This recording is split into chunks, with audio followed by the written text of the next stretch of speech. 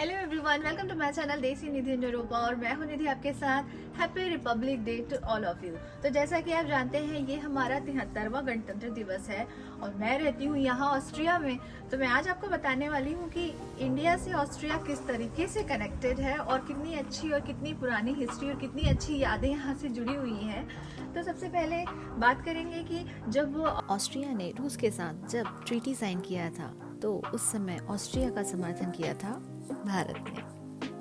साथ ही हमारे रविंद्रनाथ टैगोर जी 2 बार ऑस्ट्रिया आ चुके हैं, लेकिन जब वो पहली बार आए थे यहाँ पर तो यहाँ का जो विश्वविद्यालय है वहाँ पर उन्होंने एक प्रसिद्ध व्याख्यान दिया था the religion of the forest. वो काफी प्रसिद्ध हुआ था, काफी फेमस रहा था उस समय के दौर में उनका जो व्याख्यान था।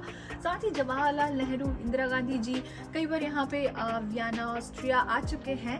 लेकिन सबसे खूबसूरत स्टोरी अगर मैं कहूँगी तो हमारे जो लीजेंड है सुभाष चंद्र बोस जी, उनके बारे में है कि उनका यहाँ से कैसे रिश्ता है वियना से, ऑस्ट्रिया से। जब 1934 में बोस जी स्वतंत्रता के लिए लड़ाई कर रहे थे तो उस समय उनका बहुत से कंट्रियों में आना जाना होता रहता था। उसी समय वो ऑस्ट्रिया भी आए हुए थे 1934 में। उनकी तबीयत भी ठीक नहीं थी बोस जी की और इलाज के लिए यहीं पे रुके हुए थे। जब बोस जी इलाज के लिए यहाँ पे रुके हुए थे तो वो एक बुक लिख रहे थे इंग्लिश में। तो जब इंग्लिश में बुक लिख रहे थे तो उनको यहाँ पर ना एक टाइपिस्ट की ज़रूरत हुई। तो उन्होंने अपने एक मित्र से कहा कि मुझे एक इंग्लिश टाइपिस्ट की ज़रूरत है जिसको बहुत अच्छी इंग्लिश आती हो। तो आप तो जानते हैं कि ये जर्मन लैंग्वेज वाला कंट्री है। तो जब 1934 की बात हो रही है तब तो बहुत कम लोग ही रहे होंगे जिनको इंग्लिश बहुत अच्छे से आती रही होगी। तो उनके एक मित्र ने एमिली शेंकल जी का नाम सजेस्ट किया और उनसे मिलवाया बोस जी को और फिर बोस जी ने उनको अपने टाइपिस्ट के रूप में रख लिया। साथ ही उन्होंने अपना असिस्टेंट भी बना लिया था उनको और उन्होंने उनकी बुक लिखने में बहुत हेल्प की एमिली शेंकल जी ने। धीरे धीरे साथ साथ काम करते करते बोस जी और एमिली शेंकल जी एक दूसरे को ना पसंद करने लगे।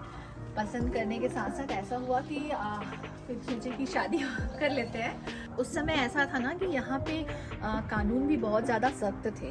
तो नाजी जर्मनी के सख्त कानूनों को देखते हुए उन्होंने 1942 में ब्रॉडकास्टिंग नामक स्थान पर हिंदू पद्धति से विवाह रचा लिया और 29 नवंबर 1942 को वियना में एमिली जी ने एक बेटी को जन्म दिया।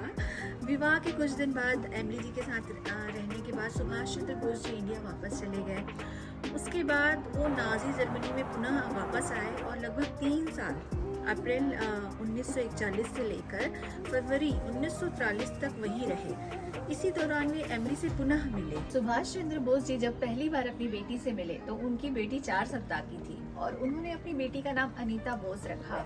और क्या आप जानते हैं अनीता बोस जी अभी भी यही वियना में ही रहती हैं। उनके 3 बच्चे हैं और बीच बीच में वो भारत आना जाना करती रहती हैं अपने रिलेटिव से मिलने के लिए। अनीता बोस जी एक ऑस्ट्रियन इकोनॉमिस्ट हैं। वह ऑक्सफोर्ड यूनिवर्सिटी में प्रोफेसर रह चुकी हैं। इस समय वह अपने पति प्रो मार्टिन फाक के साथ उनकी जर्मन सोशल डेमोक्रेटिक पार्टी में सक्रिय रहती हैं। और अगर आपको ये वीडियो अच्छा लगा है तो please do like, share and subscribe my channel. जय हिंद।